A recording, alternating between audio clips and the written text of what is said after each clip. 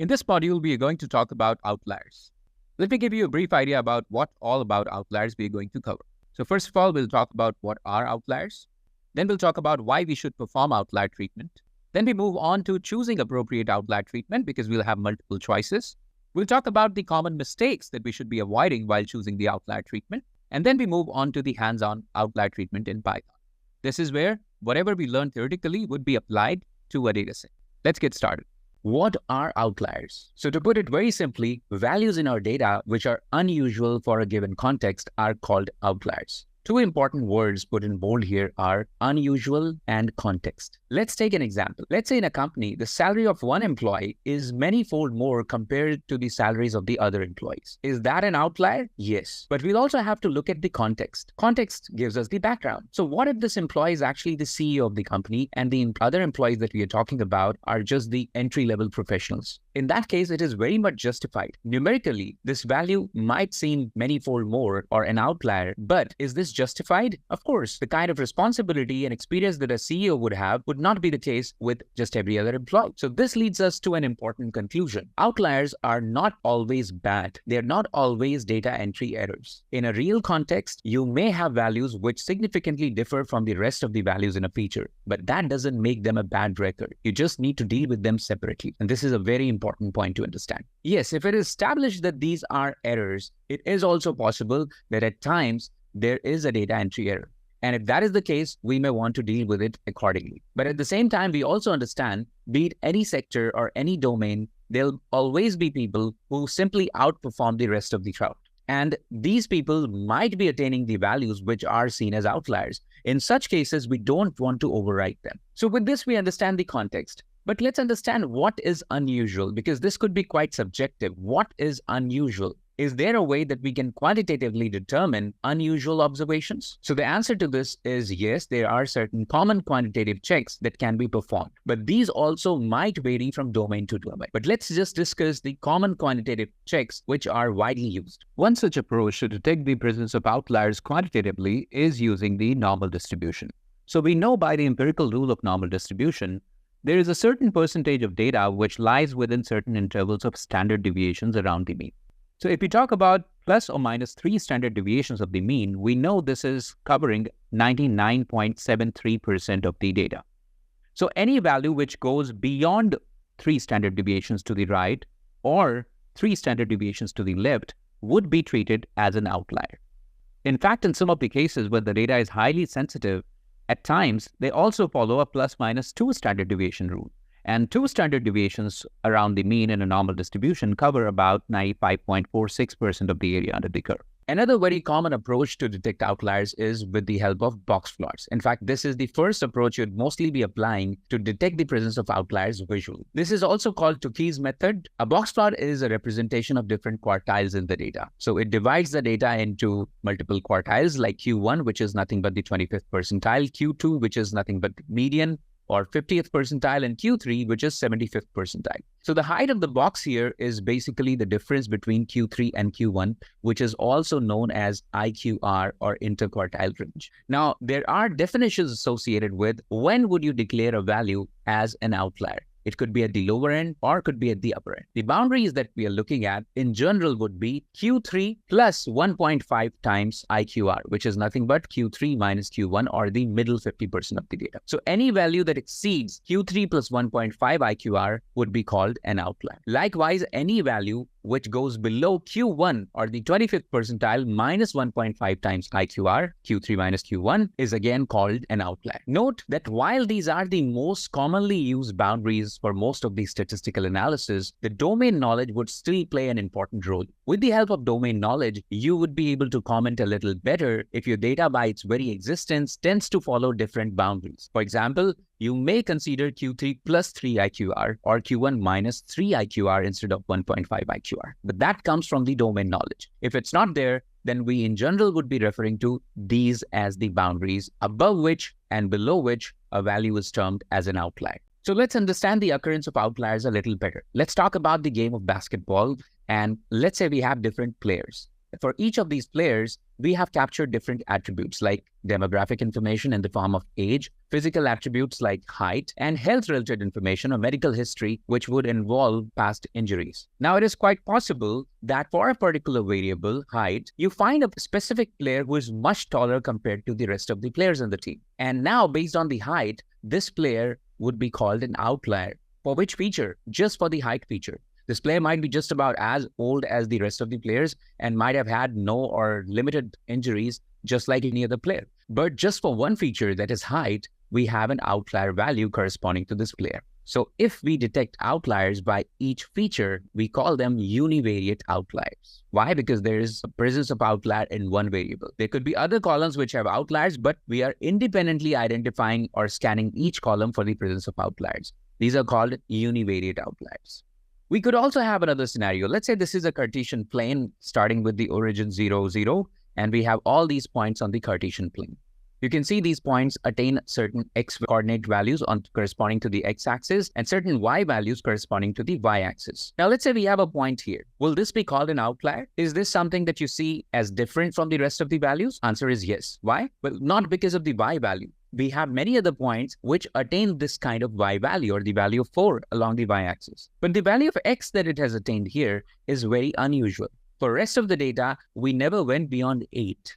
8 is the maximum x coordinate that you have. But for this particular point, you see this value is 15. So this looks a lot different compared to the rest of the data points. Likewise, this point here. Now, if you see, this point does not attain an unusual x value because we have other values of x ranging from 2 to 8. So this has got a value as 2. And it has not got an unusual y value as well because in our original data also, you have values up till 12. Then still is called an outlier. Why? Because this point, by its very location, is different from the rest of the points. It's not mixing along with these points and has its own identity. So outliers may exist also in a multi-dimensional scenario when you're looking at multiple variables put together.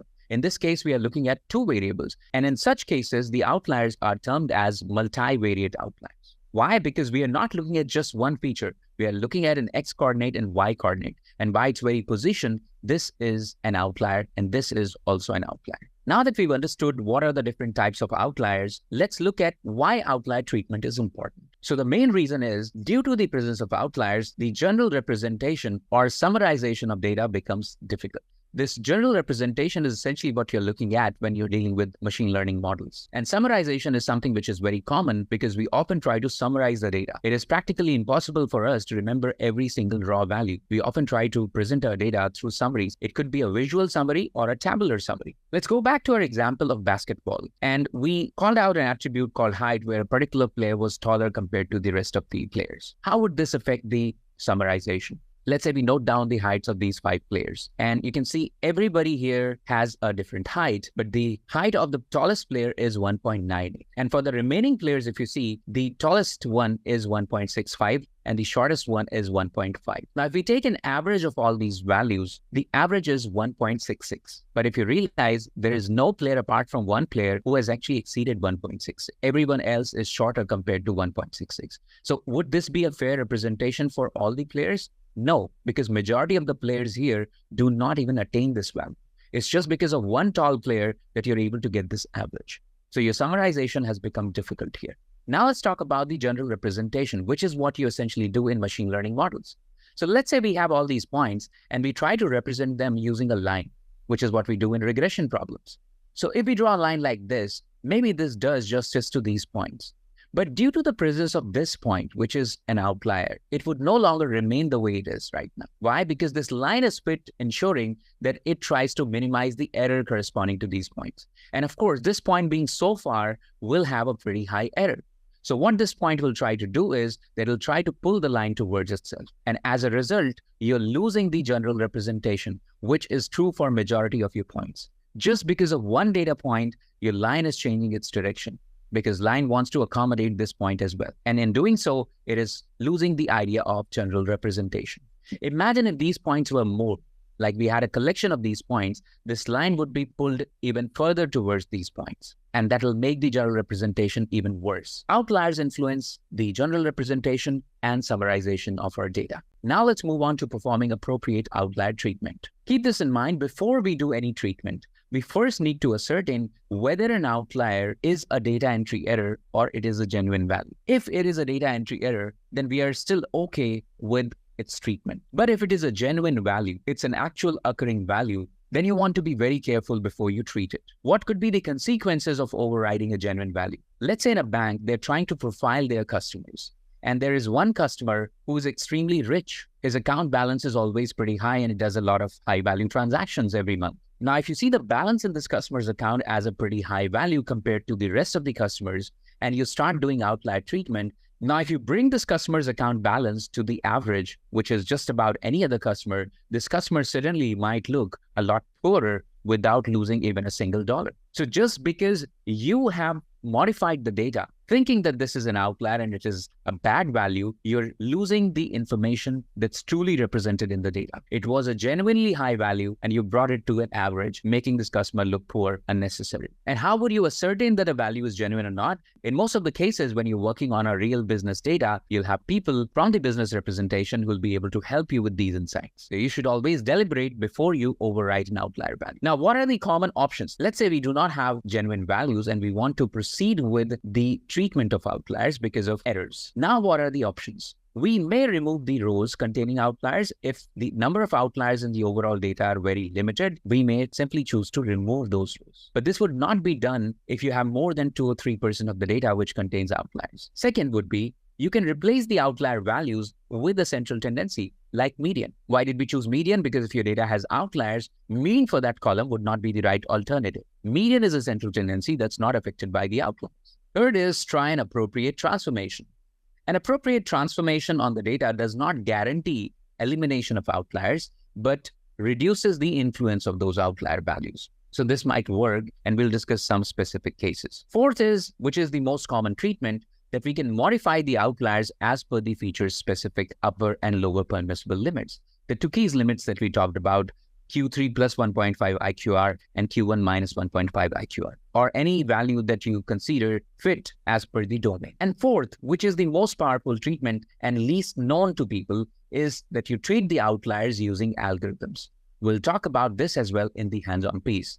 Now, specifically talking about these two options, removing the outlier values, as I said, may not be practical if your data has too many outliers. And transformations do not necessarily treat the outliers completely, but just reduce their influence. So these may not be most effective in most of the cases. Let's focus on method 2 and method 4, why these are also criticized. So let's take an example, a context. We have different employees in a company who have their ages ranging from 22 to 55 years, and their work experience ranges anywhere between 2 to 30 years. Now, if we focus on the experience column alone, let's say we are looking at the first few entries and we have more data, but this is all that we are looking at right now. So you can imagine these values range anywhere from 2 to 30 years. We don't have that 30 visible here, but that will be somewhere in the data. But somehow we have a value which is quite unusual. If the highest age in our data was 55 years, how can we have an employee with 60 years of experience? Your experience will always be a subset of your age. Experience of an individual can never exceed the age. So this seems like there is a problem. Now, how do we go about treating it? We can treat it with the median, which was the option 2, and we can treat it with the upper limit, which was the option 4. Let's say we calculate the median, which is 14, and the upper limit of the data, which is a permissible limit, is 30. So we have more data, like I said, so we would have calculated these using the entire data. So we can conveniently go about replacing this value of 60 with 14 or 30. But while doing that, did we really worry about what was the age corresponding to this employee? What if your actual data is like this? So the age of the employee in the database is 23, and we are showing that the experience is 60. That's totally not possible. But is even 14 or 30 as a replacement a feasible representation? The answer is no. A 23-year-old employee cannot have 14 years of experience. In most of the countries, you're not allowed to start working while you're still in your teenage. So 14 would mean this employee had started working at the age of 9. And 30 is, of course, not possible because a 23-year-old employee cannot have 30 years of experience. So what is the drawback here? In such cases where we talk about dealing with a column all alone, calculating its median or fixing the upper limit or lower limit, we do not consider the existence of other features. Whereas the other features in the data could have some logical connection with the feature for which you're trying to modify an outlier value. So this is a mistake. Is there a way that we can deal with it somewhat smartly? The answer is yes, and we'll see to it in the hands-on piece. In fact, we'll see all 5 approaches to outlier treatment when we do the hands-on. All right, before we begin the hands-on, I would like to point you to the data source, which is on Kaggle, and this is a very popular data known as the credit card fraud detection data. This is a pretty large data set, so we'll be using a portion of it, and we'll also be trimming a few columns. But this link will be provided to you in the description, so you can look at the source, reference, and gather more information about this data. Now let's move on to the Google Collaboratory. Here I've already pointed to the data that we're going to work on, which is a smaller subset of the large credit card data. Let's get started. So we start by importing the necessary libraries, the basic libraries that you almost all the time need. Pandas for working with data frames, NumPy to work with numbers and arrays, and Matplotlib and Seaborn for visualization. We choose to suppress the warnings because these could be related to the updates and the packages, which we don't need to worry about right now. So I'll just execute this line and we're ready with the basic libraries now. Then we begin by reading the data that we'd already pointed to, and we are reading this using Pandas read CSV method and also displaying the first few observations. So for the specific subset of the data we are considering, we have taken 29 columns. These are variables which have been transformed, and that's why they have been just named as V1, V2, V3.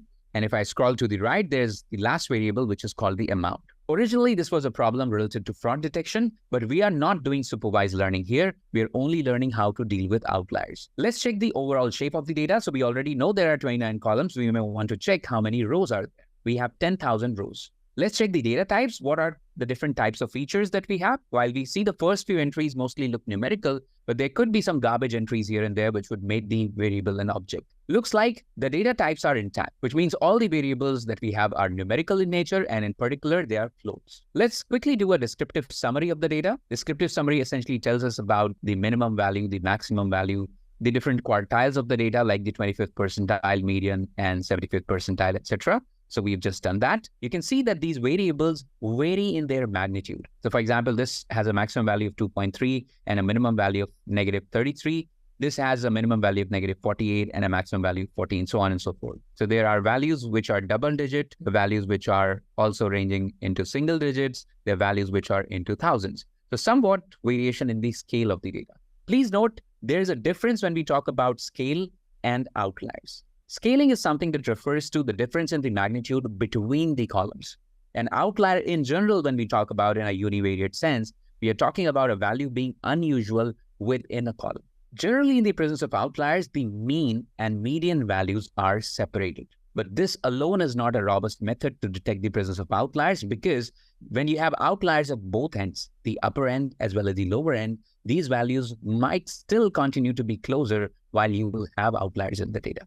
So a better way would be, we'll use a box plot in some time to detect the presence of outliers. Now let's try to detect the presence of outliers using the 3 standard deviations rule of normal distribution that we discussed. So what we're doing is, from the library called SciPy, from the stats module, we are importing a class called z-score. This essentially is responsible for the z transformation or the standard normal transformation of the data. Then we are passing our entire data frame to this z-score class. What it'll do is, it'll convert every single column in the data frame to a corresponding standard normal form. And we are storing this back as z_scores. That's the name that we've given to that object. What would that contain? It'll contain the entire data frame, but all the features would have been transformed to a standard normal form. We are checking for a threshold of 3. In certain cases, you might even want to check for a threshold of 2, but for now, we will discuss the popular value, that's 3. What we're saying is that whenever the absolute value of z in any column is greater than the threshold, which is 3, so we want to capture those values. Wherever we encounter a value in a feature that's greater than 3, we want to capture it. And please note, we have taken the absolute value. Now, once these values are captured, we are calculating how many such values exist by applying the length function on it. Let me run this and let's get an idea about how many outliers are there. So we see that we have 2,958 outliers as per the z-score method. Of course, if we would have checked it for a lower threshold, we would have got more outliers. So let's say we modify it to a threshold of 2, because we are becoming more lenient towards the outlier boundaries. Now, we will be getting more outliers. And in this case, you see this value as 11,453. Now, if we go about detecting the outliers using the common approach, the IQR approach, using the Tukey's method, let's see how we can do that. First of all, we can visually inspect the data. So we are taking the amount feature of the data frame and creating a box plot for it. And we've taken just one feature to begin with. Same approach can be applied to any number of features that we have in our data. So this box plot for amount looks more like a flat line.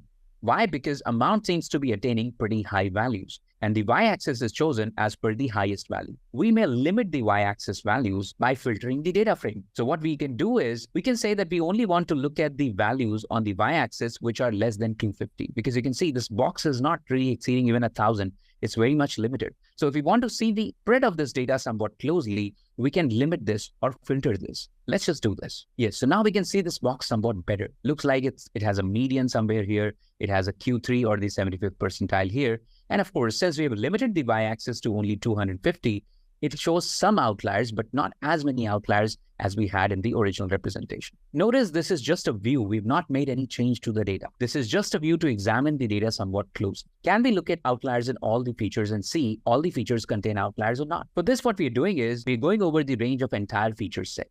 And since we had 29 features, we'll be able to fit these box plots for 29 features in a 30-pointer grid. So we take 5 rows and 6 columns. So we're using plt.subplot, an arrangement of 5 rows and 6 columns. 5 into 6 is 30, which can easily accommodate 29 plots. And I plus 1 would represent the index of the plot. And this indexing would start from 1, whereas a for loop would start indexing from 0. We are simply creating the box plot. We are putting the titles as per the name of the feature, and we are using type layout to nicely separate these plots. Let's see what happens. So this may not be a very neat view, but in the interest of time, this will at least help us identify if different features contain outliers or not. So if you look at row-wise, we have 5 rows, 1, 2, 3, 4, 5, and we have 6 columns, 1, 2, 3, 4, 5, and 6. This accommodates all the plots, and just one grid cell is left here because we only had 29 variables. Now you can see easily that all these variables contain outliers. There's no variable which is free from outliers. Everywhere you see these diamonds, which means this data has a pretty high number of outliers. And the presence of outliers here may be really very important because you're trying to detect frauds. Fraudulent transactions usually happen with a certain pattern which would deviate from the common transaction. So for this data, it is important for us to have the outlier values. But let's just say if we were going to do some other task and we had to treat these outliers, what are the options? We will continue to work on that column called amount and see how we can progress. First of all, whenever you're dealing with outliers, you may want to quantify how many outliers we have. If we look at the Tukey's approach, which is the Q1 minus 1.5 IQR and Q3 plus 1.5 IQR, we want to count the outliers once again. Let's say we do it for a variable called amount first, and then we'll do it for the entire data frame. So let's say we choose this variable, and for each selected variable, we can always calculate the quartiles. So for amount, we are calculating the 25th percentile, the 50th percentile, and 75th percentile, Q1, Q2, and Q3. And IQR, or interquartile range, is nothing but Q3 minus Q1. Now, Tukey's approach says that these are the boundaries. Q1 minus 1.5 IQR is the lower bound, and Q3 plus 1.5 IQR is the upper bound. So what all values will be considered as outliers? In the data frame, values which are less than the lower bound. So this is a condition that we have put under parentheses. When we are checking for multiple conditions, we have to use parentheses. This is a comparison which would lead us to an outcome which will be a true or false. And that is what we're using as a filter. So we are saying if the value happens to be less than the lower limit or the value happens to be greater than the upper limit, then those are outliers. And if we do a shape 0 on that, so what is a shape 0? We're just checking how many such rows are present in this column called amount, which means how many outliers are present in this column called amount. Let's run this. So it says 1087 values, but this is just for one column. Can we do this for entire data frame and find out? Of course. In that case, we will calculate these quantiles on the data frame itself, and then we will calculate the upper bounds and lower bounds for the data frame. When you print this value, you will see that upper bounds and lower bounds are calculated feature-wise. So it will include all the features. Let me run this. And then since we are doing it for the data frame, we are saying that for the data frame, if we encounter a value greater than the upper bounds, or so this pipe operator represents or if we encounter a value less than lower bounds, we will just add those values. Because these comparisons return true or false, when we do a sum, it will treat true as 1 and false as 0. So wherever we encounter a value like this, we'll get a total of those values. This is going to show us the number of outliers by each feature. So you can see V1, the first variable has 253 outliers. V2, or the second variable, has 466 outliers. Likewise, we calculated for the amount variable, just in the previous cell, we calculated the number of outliers was 1087. We have this available for all the features now.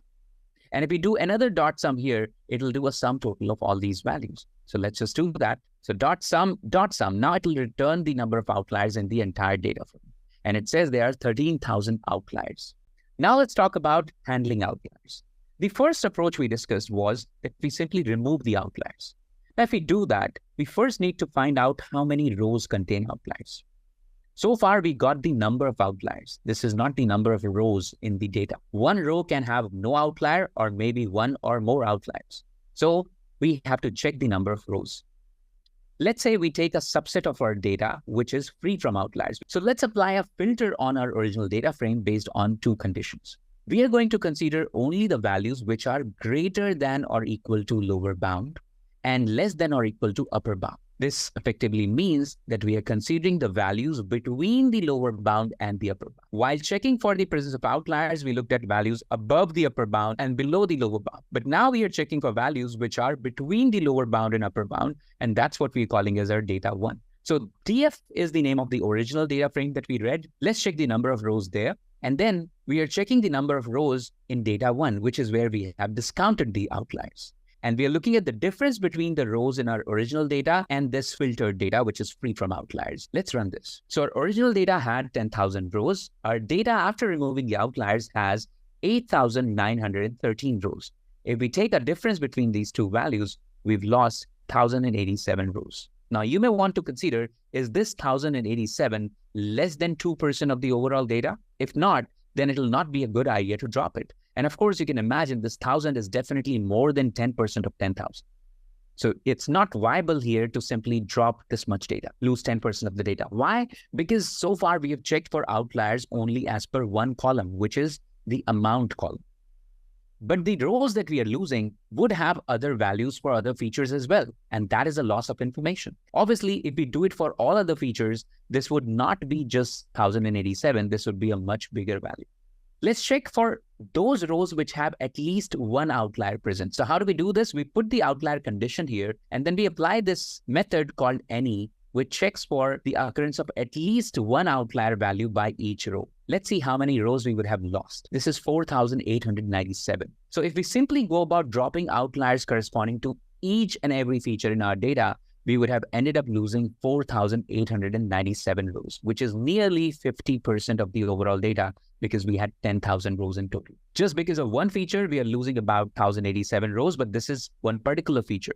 If we do it for all the features, we are losing 50% of the data. So this is a viable approach if the outliers are very limited and they do not really affect the data. But if you have too many outliers, this approach would not work. Now let's move to the approach 2.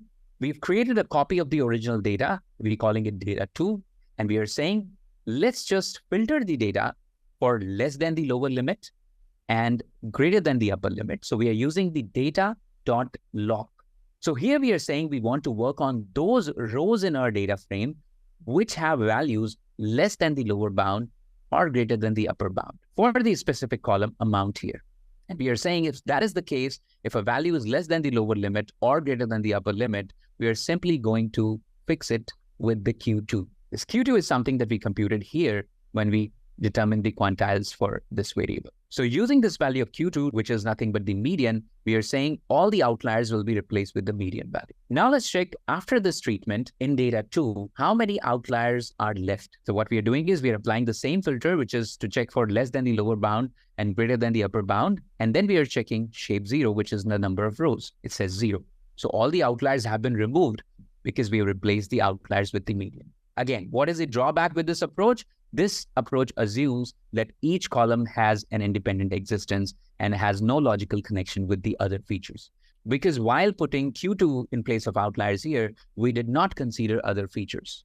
This is what we discussed when we said a median of 14 may not be the right work experience for a person with 23 years of age, because it implies that this person had started working at the age of 9, which is not permissible. Now let's move to the third approach, which is the transformation. And like I stated earlier, transformations do not guarantee an outlier treatment, they reduce the effect of outliers to some extent. They don't try to eliminate the outliers completely. First of all, let's look at the distribution of the amount column in our original data. How does it look like? It's not even clearly visible, and there were some extreme values. Something similar we saw in case of box plot.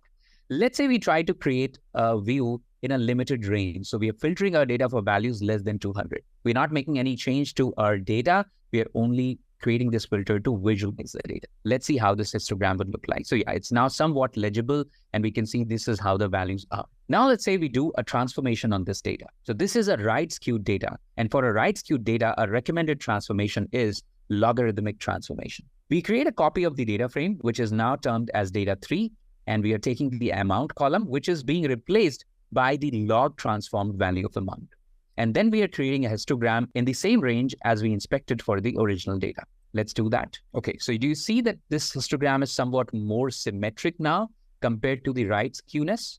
But has it treated the outliers? Now that's something which we can very well detect with the help of box plots. Let's look at the histogram and box plot for the original data, and then let's look at the same for the transformed data. Notice here we are using matplotlib's properties of axes. So we're going to create a histogram and a box plot next to each other. And what we have used here is matplotlib's plt.subplots. There's a difference between subplot and subplots. In subplots, we have to specifically mention the axes. So since we are using a histogram from Seaborn, it has an option for us to provide the axes input here. First plot would be the histogram, that's axis 0. And the second plot, which is axis 1, would be a box plot. Let's do this. So this is the original data. We are looking at a limited scope. That's why we don't see too many outliers, as we saw in the case of that flat box plot or very tiny histogram. We're seeing it properly in the limited range.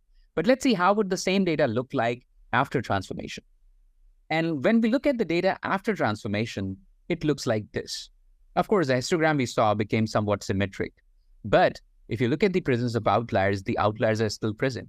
Because the histogram had become symmetric, the data had become somewhat symmetric, you can see outliers present at both the ends, the lower end as well as the upper end. Whereas in the original data, you only had the outliers at the upper end. So the transformation has definitely reduced the magnitude of the values, has reduced the influence of the outliers, but has not completely eliminated the outliers. Now let's move to the fourth approach, which is known as winsorization, which is the most widely used approach for outlier treatment. In this approach, we replace the extreme values with the closest permissible values. That is mostly with the lower bounds and the upper bound. So let's create another copy of the data frame. We are calling it data 4. We can easily print the lower bound and upper bound for the amount column because this remains the same as we calculated this earlier. Now, all we have to do is that for the amount column in our data frame, we have to use the method called clip, where we are going to put the lower value as the lower bound and the upper value as the upper bound. So clip essentially is going to do exactly what we intend to do. We are saying that if there's any value that goes below lower bound, bring it to lower bound, or any value which exceeds upper bound, bring it to upper bound. Clip, as the name goes, exactly does that. Let's run this. So now you can see this is the lower bound and upper bound of the original data as we print it. And let's check the maximum value of the amount of the original data. The maximum value was 5,239, whereas the maximum permissible value was 183. This is the upper bound. Lower bound was negative 101. You may be wondering, how can the amount be negative? First of all, it can be negative in certain cases, but this does not have to be an actual value in the data. This is just a calculation on the data. Now let's look at the data 4, which is the data where we have applied this clipping. What is the maximum value now? Earlier it was 5,239. Now the maximum value is 183, which is the same as the upper bound. Now let's visually inspect the data after treatment. How does this data look like? So we seem to have a lot of values at the capping where we have capped the values. The number of outliers have all come here. So if you remember in our original data, we had upper end outliers. That's where you see an increase in these values now. This y-axis in a histogram represents the count of such values. Because we would have brought all those outliers to the upper limit, you see an increase here. But as a result, have we eliminated the outliers? The answer is yes, the outliers have disappeared here. Please note, you may, after doing winsorization, still find some outliers present. Of course, the outliers would have significantly reduced. But as a result of change in the data distribution itself, because the values have now changed, the quantile computations might also change. The upper limit and lower limit calculation might also change. And as a result, with the fresh upper limit and lower limit, you may still find outliers.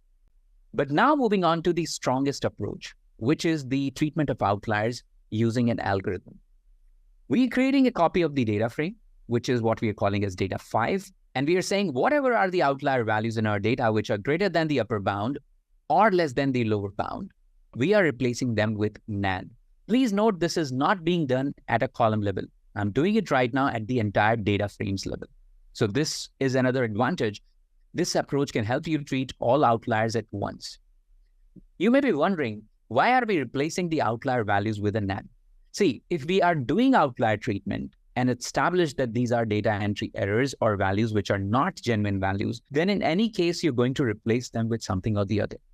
We, in fact, are going to use a very logical approach for missing value treatment. So first, we are converting these outliers to missing values. And this is a widely accepted and practiced approach when we are dealing with outliers, which are not genuine values. When we do this, we can always check how many missing values are there. So if we just do an isnal.sum on a data frame, it returns the missing values by each column. If we do another extra .sum, it will give us the total number of missing values in the data frame.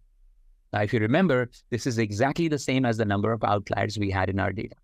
All those outliers have been converted into missing values. So first of all, we are going to use an imputer here, which is known as the KNN imputer. Now, we've covered a detailed video on K nearest neighbors or KNN, which is a very powerful machine learning algorithm. And we are also going to scale the data because this KNN algorithm requires the variables to be on the same scale. We are using a robust scaler, but if your data is free from outliers now, you can also use a standard scaler or min-max scaler. The bottom line is that we want the data to be on comparable scales. And what is scale? Scale is about the difference in the magnitude of different columns. So when we work on something that uses distance measures like KNN does to find out the nearest neighbors, we want the data to be on comparable scale. We are instantiating the robust scaler. We are doing a fit transform on the data 5, and fit transform would have converted the data into an array. So to restore it back as data frame, we are passing this scale data here and assigning the column names so that we have a scale data frame.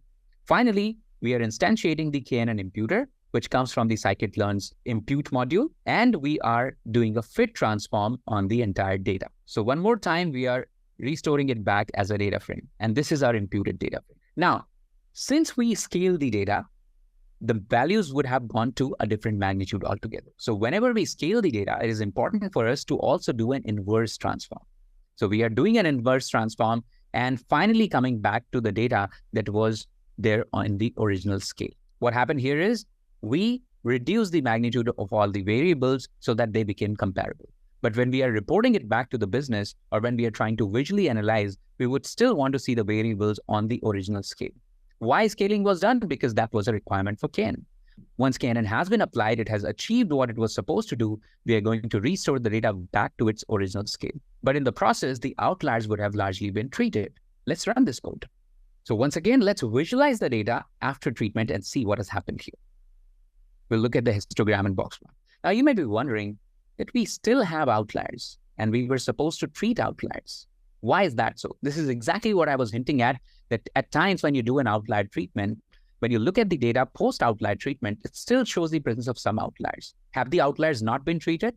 Not really. The outliers have been treated, but these boundaries, the upper boundary and the lower boundary of the data has been recomputed because of the change in values. Let's closely inspect that. So if we look at the amount variable from the original data frame, the minimum value was 0 and the maximum value was 5,239. However, if you look at the data frame which has been transformed and scaled back to the original scale, the minimum value is 0 and the maximum value is 183, which simply means that we have largely removed the outliers. The value at the upper end, and we only had upper end outliers, the value at the upper end here looks quite reasonable. Let's look at the lower bound and upper bound values of the original data. So if we print this, you see the lower bound value was 101, negative 101, and the upper bound value was 183. We saw this a couple of times earlier as well. Let's compute the lower bound and upper bound values as per the new distribution. That is after we've applied the KNN imputer. So what we are saying is that we'll take the data frame, which has been brought to the original scale after all the transformation, calculate the Q3 new and Q1 new, calculate the IQR new, and once again, the upper and lower bound, the new values. Are these different? And you can see the lower bound has become negative 79 and the upper bound has become 157, which is why in this box plot, values beyond 150 have been marked as outliers. So it is not that the outliers have not been treated. The outliers have been treated. But when we got the data modified after the treatment, the outlier limits got recalculated again. And as per the revised limits, these are the new outliers. First of all, these are not going to be as many as we had in the original data. And second is, we're not going to keep on treating it like this. So we've treated it once, that's sufficient enough. All right, so this completes the hands-on piece on outlier treatment. If you see, we've covered a great deal. We've talked about different types of outliers. We've talked about what are the common mistakes that people make, what are the right treatments, and we've also shown you the hands-on with all the approaches with their advantages and disadvantages discussed.